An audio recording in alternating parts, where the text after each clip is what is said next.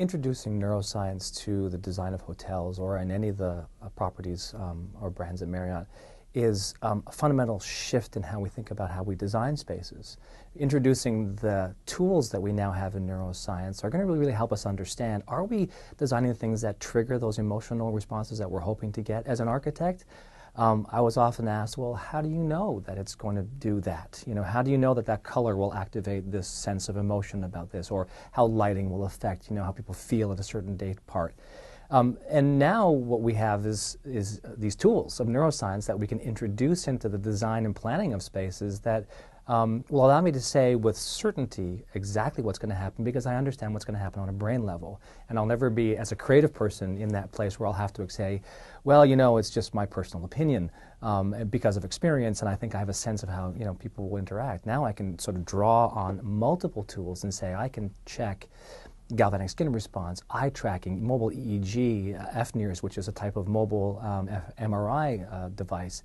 And all of these things will be able to allow me to say with a great degree of certainty how people are likely to react in a certain situation. Thinking about best practices when using consumer neuroscience is critical in that we understand that the tools we can use are not necessarily a post-validation of our designs that we create for hotels. It's not like you come to the end of this process where you spend a year or more designing a product that you're going to push into the work or into the environment multiple times and say, gosh, we hope this works. So using neuroscience as part of and integrated into the design of the properties or the projects that we're doing gives us that information much earlier on, allows us to make really educated decisions about whether that particular track is going in the way we want it to do. Are we going to activate the responses that we want to have? So one thing I would say is that this is not something we want to introduce at the end. This is something we want to bring into the design at the beginning of the process and say, let's test. And can we get better information about what we're doing and whether or not all that time and energy we're going to spend is going to actually affect the guests in the way that we want it to. Another long-range opportunity for us is that we often use guest satisfaction surveys. People spend time at one of our properties. After that is done, we send out the survey and say, how did you like it? Well, there's a delta between the actual emotional reaction to a physical place and people's recollection of how that experience unfolded. What we know from neuroscience is that often when people fill out surveys, they don't always accurately mark down what it is they were actually feeling. Well, with the neuro tools, we're able to do that in situ, in real time, and have them walk properties and gather that kind of data. So they may say, I loved it.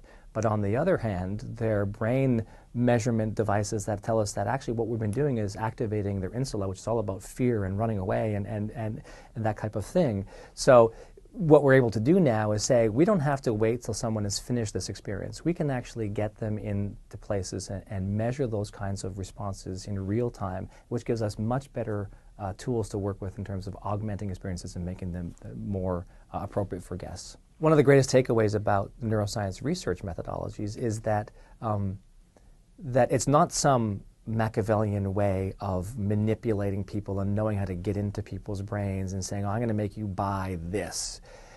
What it does do, for example, it teaches us about how people make choices.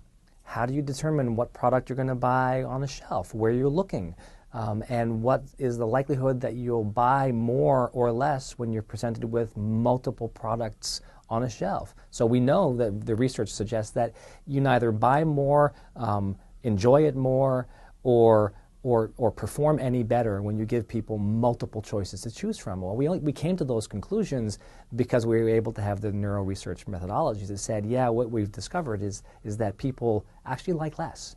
And so these are things that allow us to be in the position of creating smart choices for our guests, not to manipulate them into choosing or buying more or spending more money, but allowing them to have an opportunity where they're having a better experience because we're not getting in the way. And I think that's important.